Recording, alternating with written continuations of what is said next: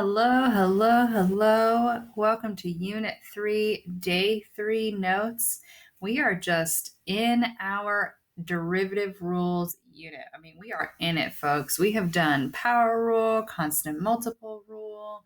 We've done sum and difference, product, quotient, all six trig functions, e to the x, a to the x. We have done so many. We're going to slow things down today. Okay, we're only going to be learning one rule today with functions, and to kind of introduce the idea of this rule, where this rule kind of comes from, and then how to apply this rule. We're just going to go back to something that we did in Math 4. So take a look at this problem. Take about 30 seconds and just compose these functions. So if you remember from Math 4, I could give you a function, let's say sine of x, and a function g of x that's x squared plus 1, and I want you to find f of g of x and g of f of x. So take a minute, and then I'll do it as well. Okay, welcome back. Hope you paused me. So here, if I want to find f of g of x, I am going to be taking the g of x function and plugging it in to the f of x function. So that's kind of like saying f of x squared plus 1, since that's g of x. So wherever I had x before, I'm going to be putting in x squared plus 1. G of f of x, notice that I showed you two different ways to write it. This is with the little open circle notation. This is just with like input notation. This is the same thing as g of sine x. So I'm going to take x in that expression and replace it with sine of x, which was f of x. I can simplify that. You can always leave this like that. Most textbooks are just going to write it like this, but these two statements are equivalent, and that's really important to understand. And it may come back in a little bit, so just FYI. So just a little hint at what we're going to be dealing with today. Today we're going to be talking about how do we take the derivative of composite functions. So when you have functions that are really two functions put together into one, how do we find the derivative of those?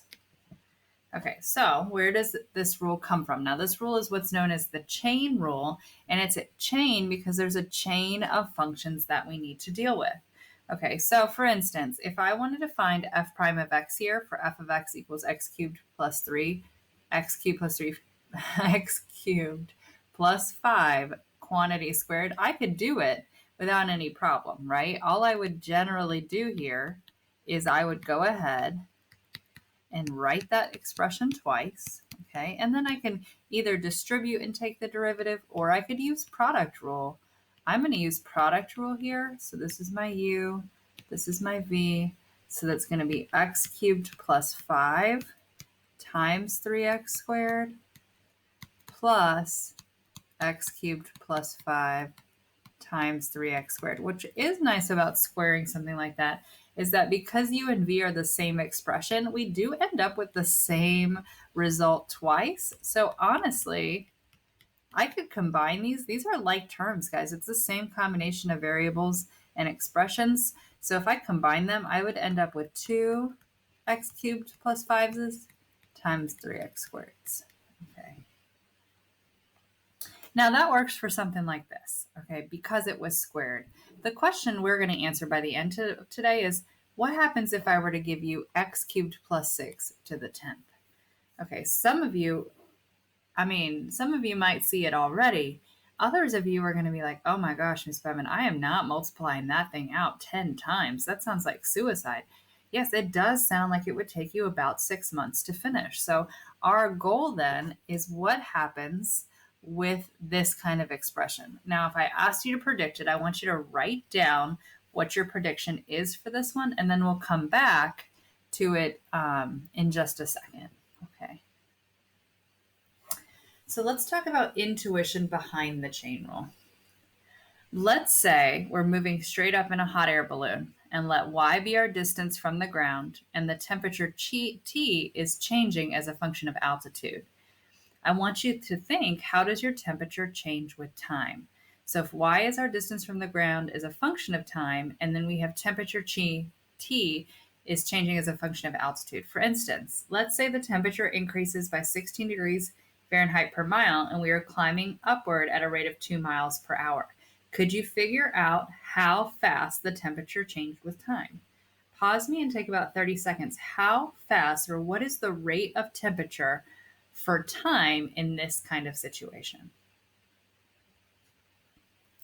Okay, well, if you said 32, then you would be right, but let's look at why. Our first rate here is in degrees Fahrenheit per mile. Our second rate is 2 miles per hour. So if you think back to like chemistry and dimensional analysis, if I want degrees Fahrenheit per hour, if I multiply these two rates together, that would give me 32. The miles would cancel, and it would give me degrees Fahrenheit per hour. So to generalize this, if I could write the word hour, okay, your temperature is going to change with time based off the rate of temperature with respect to altitude, and the rate of altitude with respect to time. If I multiply those together, it would give me the rate of temperature with respect to time. Okay, so when we have two functions that are kind of built into one another, a chain effect, if you will, both of their rates of each function come together to form the rate of the entire situation. So I had one rate that gave me Fahrenheit for miles, one rate that was miles per hour. When I multiplied those rates together, that gave me temperature with time, degrees Fahrenheit per hour. So both of those rates being multiplied were in terms. Now, if we look real close, the first rate was the rate of temperature with respect to altitude. Okay. The second rate was the rate of altitude with respect to time. If we were to write this in prime notation, this would be t prime of y times y prime of t. I should use a different variable for temperature. Small t is time, big T is temperature. So this, my darlings, is what we call the chain rule. I'm going to go back to example 2. So now, if I were to give you x cubed plus 6, I just want to make sure. Okay, yep, we're going to come back to x cubed. So the chain rule is what we use when we have a composition of functions. So a function inside of a function. And if we have a composition of functions, we are going to be multiplying the outside rate times the inside function's rate. Now, the outside function's rate is going to be in terms of the inside function, and then the inside function's rate is in terms of x. Another way to think about this is if I have f of u, where u is a function of x. Okay. If I want f prime of x, I would have to do df du times du dx, or f prime of u times du if I write it just shortcut. Okay, so when you're doing the chain rule, you're multiplying all the different functions built into the chain. You're multiplying those rates together. The outside derivative, the outside function's rate in terms of the inside function times the inside derivative. So you take the derivative, in other words, we're going to take the derivative of the outside, keep the inside the same,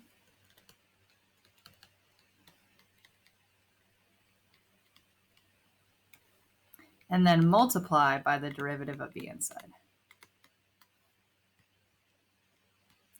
This is a rule that's very crock-potty. It takes a long time, not a long time, but it does take some time for it to sink in of what we're doing. Okay. But always go back to your hot air balloon question. And so let's do the example that I posed towards the beginning of this lecture, okay? I want to find f prime of x for f of x equals x cubed plus 6 to the 10th. Now, this is a composition of functions. Let's talk about what the outside function is and what the inside function is. Okay, the inside function is x cubed plus 6. The outside function is x to the 10th. Okay, so this is a chain rule situation. Now, there are a couple of different ways that you can do it. I'm going to go through the longest way first, okay, and try to go through it step by step to show you. And then I'm going to have you, and then I'll show you like the shorter way to think about it. And whatever you guys are most comfortable with, my darlings, that's the way you're going to do it, okay? So for me, in the long way, the fact that it's like inside and outside kind of confuses me. So what I do is I replace the inside function with a single variable that's not x. So I usually call it u because a lot of times in calc, we let u represent some sort of random function of x. And so I would write this as f of x is equal to u to the 10th. Okay. Now, here's the problem. This isn't it's not defined in terms of x. This function is defined in terms of u. So I have to think, if I want f prime of x, I have to find df du times du dx. Okay, df du would just be the derivative in terms of u. Du dx would be the derivative of u with respect to x. So if I look at this expression, if I want f prime of x, I need to find df du, and I need to find du dx. Okay, so if I do that, df du, if f is just u to the 10th, I should say this is f of u, then that would just be 10u to the 9th. Du dx is going to be the derivative of u with respect to x. So if you think back, okay, if u equals x cubed plus 6, then du dx is equal to 3x squared. Okay, so my du dx would be equal to 3x squared. So that's my second piece. Now, the only problem is that this derivative is in terms of u's and x's, and we want it to be in terms of x. So the last step that I would do here is just take out my u and plug it back in with x cubed plus 6. So taking it out and putting u in is kind of like the middle step. It's like it's a temporary step. That's the word I'm looking for. And then you have to put it back at the end. So if you see here, the chain comes from taking the derivative of the outside, which is that power rule for 10. Okay, so if I wanted to break it down kind of in a shorter way, all I did is, if you look at the two rates being together, and again, we're multiplying two rates together because of the chain effect, because we have a middleman that we have to kind of consider. You're taking the derivative of the outside function. So I'm bringing the 10 to the front and making the exponent 9. That is just the power rule. In terms of the inside, so when you take the derivative of the outside, when I bring the 10 down and make the new exponent 9, the inside part doesn't change, but then I'm multiplying that expression by the derivative of the inside. Okay, so it's like you're just taking a normal derivative, but because there's an inside function, we have to think about its rate and multiply it by its rate. And that's how we end up with that df du times du dx, or the chain rule. Okay, so that, my darlings, is the chain rule. So let's do a couple more examples of some chain rule. And again, I'm going to do the u substitution. And the Fedowalk book also really likes to show you the u substitution. But again, if you can just think through these things and look at what's the outside and what's the inside, then you can just do it without having to do the substitution part. I do the substitution part because it helps me understand like who's being plugged into who for my chain effect. Okay, so let's do example 4. Find f prime of x for f of x equals cosine of 3x to the 4th minus 2. This is a composed function here. So for this one, I'm going to figure out what's the outside function and what's the inside function. So the outside is cosine x. The inside is 3x to the 4th minus 2. So if you think about the chain rule as being like If it's a composed function, it's f of g of x, and the derivative is f prime of g of x times g prime of x. Like, that's the definition of chain rule that you're going to write on every single paper. Okay, g of x is just the inside function. That's what I call u. So whatever I feel like is the inside function here, that's what I'm going to assign to u. So u is going to be 3x to the fourth minus 2, because that's the function that was plugged into another function. So that's the inside of the composition. So then when I write it, I end up getting f of u equals cosine of u. Now, what I'm going to do is I'm going to find each of these derivatives. This derivative would be u prime, which I'm going to call du dx because it's in terms of x. And that gives me 12x to the cubed minus 0 because it's a constant. Now I'm going to take this derivative, and if I think about what this derivative would be in slope notation, it would be df du is equal to negative sine of u. So if I want f prime of x, which in slope notation would be df dx. Okay, I'm going to take df du, or f prime of u, times du dx. So that's going to give me negative sine of u times 12x cubed. Now, that is the chain rule derivative, but this is in terms of two different variables, so I just need to replace my u back with what it was equal to, which was 3x to the fourth minus 2, and then that times negative 12x cubed. Now let's talk about some illegal algebra here of what we can and cannot do. We cannot distribute that 12x cubed inside that parentheses because that parentheses is actually an angle with sine. The only thing we could possibly do is multiply the negative 1 that's in front times the 12x cubed and make it negative 12x cubed times the sine of 3x to the fourth minus 2. And that would be your derivative. And again, if you're looking at really all we're doing with all this in the middle step is we took the derivative of cosine, which was negative sine. I kept the inside function the same, so I just changed cosine to negative sine, kept it in terms of 3x to the fourth minus 2, but then I had to multiply it, because of the chain, by 12x cubed, which was the derivative of the inside. So it's take the derivative of the outside, keep the inside the same, times the derivative of the inside. Okay, let's keep going. So why don't you guys try this one on your own? Go ahead and pause me, see what you can come up with. And then unpause me and we'll go through the answer. Again, I'm going to do it using u substitution. You can or don't have to. For me, it just kind of helps me organize it, but pause me, try it, and then we'll go through. Okay, welcome back. So here I can see my inside function is 3x squared plus x minus 1. What it was plugged into was something to the half power because this is the same thing as to the half power, the square root. So I'm going to say u equals 3x squared plus x minus 1. I have y in terms of u is equal to u to the half when I replace it. Du dx is equal to 6x plus 1 minus 0. Y prime of u is equal to 1/2 u to the negative 1/2. So if I want y prime of x,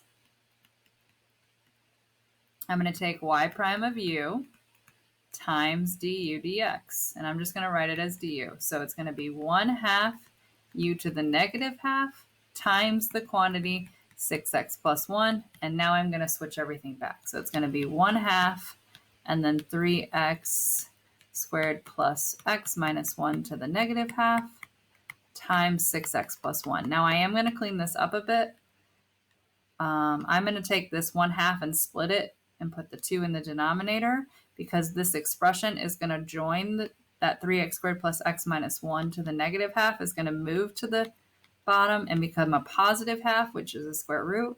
And then I have a 6x plus 1 on top. I cannot cancel the 2 and the 6. Okay, you can only cancel out common factors, and that 6 is just the coefficient of a term. It is not a factor of the entire numerator. And that would be your derivative. Okay, let's try another one. Now this one. It is really confusing if you don't understand order of operations when you see something like this. Okay, that squared is not to the entire sine of x. It is just to the x. If it was to the entire thing, they would have put it next to the sine. So if you look at an example like this, you might see something. Is this a composition? Yes. But if I really look at it, this is what we call a two chains situation. I have x squared, which is a function by itself, that was plugged into the sine function, which was plugged into the cube root function. There are 3 layers to this onion. There are 3 layers to this function. It is not like an f of g situation. It's an f of g of h situation. So if I want to do this one using u substitution, we totally can. We're just going to repeat the chain process twice. So in general terms, what I would do here is start with f prime. Keep the inside the same, the whole inside the same. Okay, now when I take the derivative of the inside, I got g prime of h of x times h prime of x. So if there are 3 functions, there are 3 rates that you are multiplying together. This is saying like dollars per zebra, zebra per zookeeper, zookeeper per hour, and we're trying to figure out dollars per hour. So there are just 3 different rates that are coming together to give us the overall rate of the situation that we have to put. So what I'm going to do is I'm going to let u equal x squared, and then I'm going to say w, because why not, is equal to sine of u. So I just replace the inside part, then I replace the outside part, and then I can say y is equal to w to the 1/3. So when we find each of these rates, this is 2x, this is cosine of u, this is going to be 1/3 w to the negative 2/3. Then our derivative, dy dx, would be equal to dy dw times dw du times du dx. And you can see when I wrote the functions this way that du's would cancel and the dw's would cancel and leave me with dy dx. So dy dw was 1/3 w to the negative 2/3 times dw du was cosine of u times du dx was 2x. Now that is the answer, but it's in terms of 3 different things. So we're going to get this all down to 1 letter and we're going to clean it up. So we have 1/3 w. Now w itself was sine of u, which is sine of x squared to the negative 2/3 times the cosine of x squared times 2x. So you can see from the original function, I took the derivative of the 1/3 part. There it is, 1/3 negative 2/3. I took the derivative of the sine part, which made cosine. I took the derivative of x squared, which made 2x. But each time I took the derivative of the outer part, whatever was inside stayed the same. So when I took the derivative of the 1/3, the sine and the x squared stayed. When I took the derivative of sine, the x squared stayed. When I took the derivative of x squared, that's just 2x. There's no more inside, and this would be our answer. So if I clean it up, these 2 things are going in the numerator. And I like to put like the polynomial terms in front of trig terms so I don't try to combine those things. And then I have a 3 and then sine of x squared to the positive 2/3. And you can put that back in radical form if you wanted to see it in radical form, just for like funsies. We would end up with 3 in the cube root of sine squared of x squared. So that 2 from the power, I just put it with the sign. Okay, and that is what we call a 2 chains. Okay, and in general terms, again, you're just peeling back it layer by layer. Think of it as Shrek or an ogre. Okay, let's do a couple more ones, and then we'll do some application and be done. Okay, so if we want to find g prime of x of this function, you have to pay attention Because now that we have all these rules, including chain, sometimes there will be a chain with a product, and sometimes there will be a chain inside a product or a product inside a chain. Like we can mix all these things together. So you want to identify first, what rule am I going to start with? So I see that I have two expressions being multiplied. This is a product rule more than anything. So what I would do is set up my aside. The u is the square root of 5x minus 7. The v is 4x minus 2. All right, dv is basic. It's just 4 because that's linear. But when I look at u, I have a function inside a function. So I need to use chain rule here when I find the derivative of u. So if this is 5x minus 7 to the 1/2, I'm going to bring the 1/2 down. The 5x minus 7 stays the same. It's now raised to the negative 1/2, but I have to multiply it because of the chain effect by the derivative of the inside, which is 5. Now, I did that without doing any substitutions. I did it the fast way just to kind of alleviate time. But again, always pause me, think about it, do it the way you need to do it, and see if you come up with the same thing. So now if I find g prime of x, it's u dv plus v du.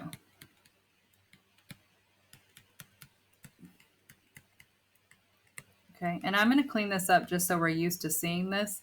This is going to become 4 in the front, 5x minus 7 square root, plus, now this one I have 5 on top, I have a 4x minus 2 on top, I'm going to end up with a 2 on bottom from the half, and the square root of 5x minus 7. Okay, you can distribute that in if you want. The other thing that you might see is they might get a common denominator here and combine like terms. I'm going to leave that for another day, but that's pretty clean right there, so we can leave it like that. Okay. All right, so let's do a little bit of an application using tables, because remember, they'll give you algebraic representations. They're going to give us numerical representations, which are tables. They might give us graphical representations, which we'll look at next. They could even give us just verbal, like our hot air balloon situation. Okay, so if we want to find the derivative of each indicated value for the given function. So if I look, this is not a product rule because f of x is being plugged into g of x. So when I find the derivative here, it would be the derivative of the outside, keep the inside the same. So it's derivative outside in terms of the inside function times the derivative of the inside function. And again, this step here is necessary. This is the general form, okay? This will get you points. So you always want to write the general form, and then you can go through and plug in wherever you see x. I'm going to replace every x in my expression with the number 0.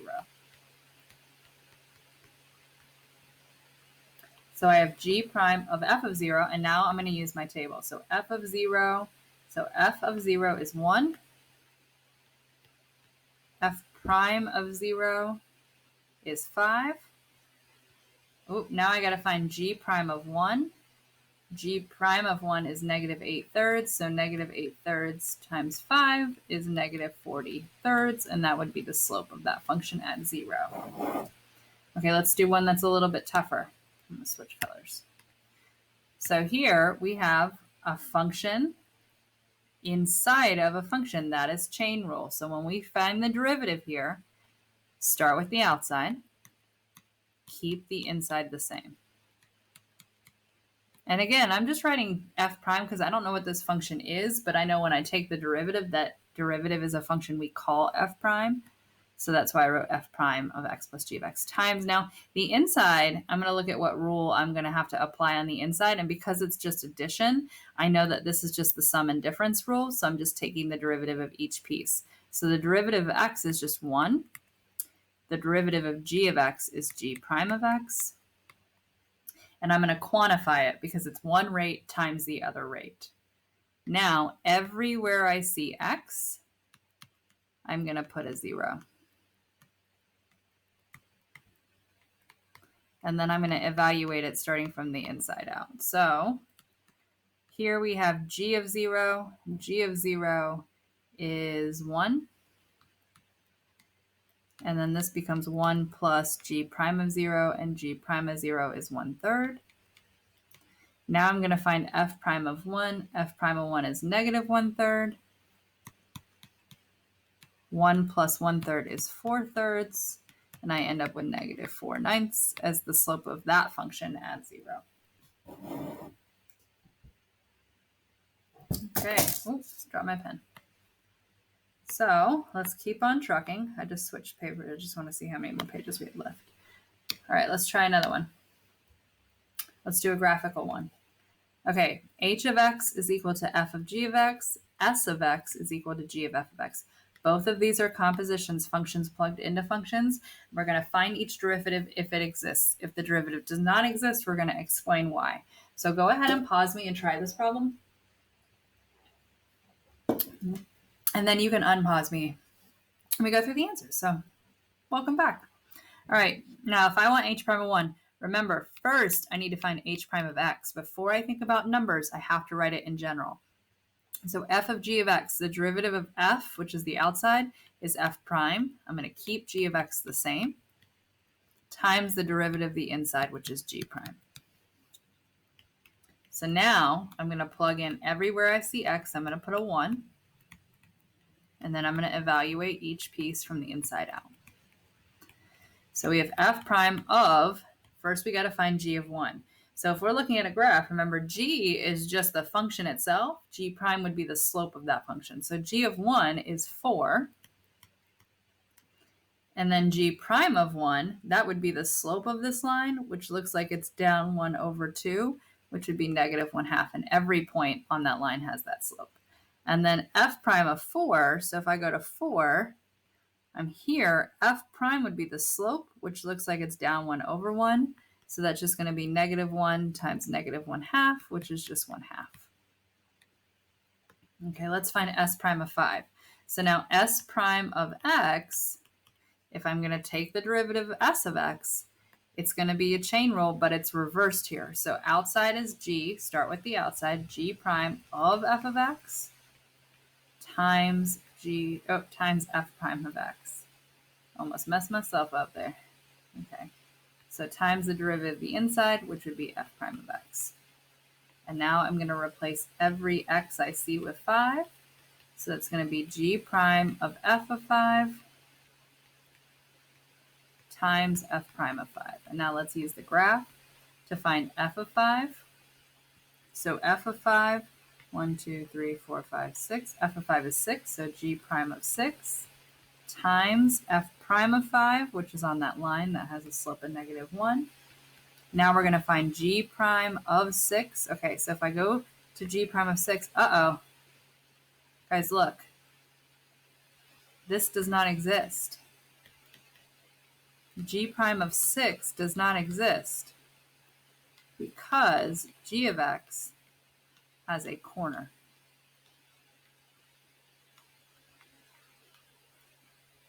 So watch out for those. So if a part of a chain is non-existent, then the whole chain falls apart. Okay, so let's look at a different example. Let's say we have a function y in terms of x. So we have y equals x squared plus 7x minus 5. And it says evaluate dy dt when x is 1 and dx dt is 1/3. Okay, guys, they give us a function in terms of x, but they ask us for a rate in terms of t. So here's what I'm going to do. I'm going to think to myself, okay, I can find this derivative. It would be 2x plus 7. That's great. That derivative's name would be dy dx. But that is not what they're asking for in this problem. They're asking for dy dt. So here's what I have to think. Okay, how could I find dy dt? What rates do I have and what rates can I find? Well, I just found a rate function that was called dy dx. They also give me a rate here, dx dt. If I want a dy dt, then what could I do with these two rates? Well, if I take dy dx and multiply it by dx dt, that would leave me with dy dt. So I'm going to take my dy dx, which is 2x plus 7, and I'm going to multiply it by dx dt, which they tell me is 1/3. And there is my dy dt expression. And now they want me to evaluate that expression when x is 1. So everywhere I see x, I'm going to put 1 and evaluate that expression. That gives me 9 times 1/3, which is just 3. And there would be my rate value. Okay, so chain rules, they're going to definitely be used when you have a composition of functions, but they're also going to be, the idea will also be used when you have like what we call parametric functions, or just functions that are in terms of one variable, but we want the rate in terms of another. We need the connecting piece. So we can get a rate in terms of x, but we want a rate in terms of t, which means we need a middleman, a connecting piece that relates x and t together, which they gave us in the story. Okay, so let's talk about the other application of chain rule, and then you are done with your day 3. So parametric functions, if you remember this from Math 4, and I think we did this over quarantine. I think we did do this over quarantine. So this one might be a little bit like iffy, but parametric functions are when we take like a graph that's in terms of y and x, and we split it up into its horizontal component x and its vertical component y. And so we split the components up into 2 separate ideas that are functions themselves. So measuring x will be separate than measuring y, and it's all based off time. So parametric equations are based off time. Okay, splits functions into horizontal functions and vertical functions. So we would have like x of t for the horizontal function and y of t for the vertical function. Okay, so if I wanted to figure out where I was, let's say, for example, x of t equals t to the third minus 2. That's the horizontal function. The y of t, or the vertical function, is like t squared plus 4. Okay, let's say I wanted to figure out the point when t equals 3. So all I'm going to do here is I would plug in 3 for the time to get how far I am horizontally, which would be 25. I would plug in 3 for my time to figure out how far up I am vertically, which is 13. And that tells me I'm at the point 25, 13. Okay, so that's your little like precursor, little mini review of parametric equations, where we're going to be worried about then, okay, if this is the graph and I can figure out how far I am horizontally and how far I am vertically, how could I figure out the rate of change at that point? So how could I figure out the derivative value? And here's what we would have to think. I'm going to be given 2 functions, x of t and dy dt, 2 separate functions that I could find their rate. If we have x of t, I just can't write today, team. This is also the 3rd video in a row that I've done, so I'm a little exhausted. If x of t, okay, we could find its rate, which would be x prime or dx dt. If we have a y function in terms of time, its rate would be dy dt. The question is, how do I find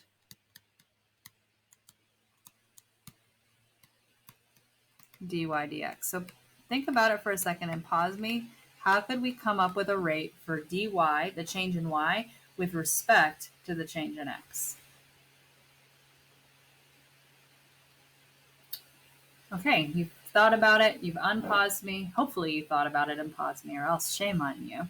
Okay, so here, if I wanted to find dy dx, some people are like, I could just take dy dt and multiply it by dt dx, and that would give me dy dx. And I'm like, yeah, exactly, except we don't have dt dx. We have dx dt. So what we could do then is we could take dy dt and divided it by dx dt, since that's what we start with, because that's the same thing as multiplying by dt dx, and that would give me dy dx. So in a parametric function, dy dx is just going to be the dy dt function divided by dx dt. I'll do one example and we'll call it. So find the equation of a tangent line, bam, to the curve at the point root 2 comma 1. Ooh, I got my point at t equals pi over 4 for the functions defined by x equals secant of t and y equals tangent of t. So this is parametric. This is your clue. Because I don't have a y in terms of x function, I have two functions in terms of time. So then I think to myself, what do I need? A point and a slope. Do I have a point? Yes. Do I have a slope? No, I don't. So I need to find the slope, which means I need to find the derivative. So if I want dy dx, which is the derivative for my tangent line, I would need to take dy dt and divide it by dx dt, because that would leave me with dy dx. So dy dt would be the derivative of tangent. So if y equals tangent of t, dy dt is the derivative of that, which would be secant squared t. All right. If x is equal to secant of t, then dx dt, remember secant self-tans, so secant of t times tangent of t. All right, now I'm going to clean this up. I do see one of the secants would cancel, and that leaves me with secant of t over tangent of t. Now, can I clean it up from there? Absolutely. Am I going to waste my time doing that right this second? No. I am just going to take my derivative, and now I need to figure out what is the slope at the point we want, which, since this is in terms of time, I'm going to think about what time this is, and they tell me it's at pi over 4. So at t equals pi over 4, it's going to give me the secant of pi over 4 over the tangent of pi over 4. It never hurts to draw your little reference angle. Pi over 4 is the 45, 45, 90, so 1, 1, root 2. So secant of pi over 4 is going to be root 2 over 1. Tangent of pi over 4 is just 1. That gives me a slope of root 2. I have my slope, so now it's just a matter of writing my point slope equation. So my slope is root 2, and then my point was root 2, comma 1. Okay, and that is an application of the chain rule. And that, my darlings, is all I have for you today. So thanks for listening.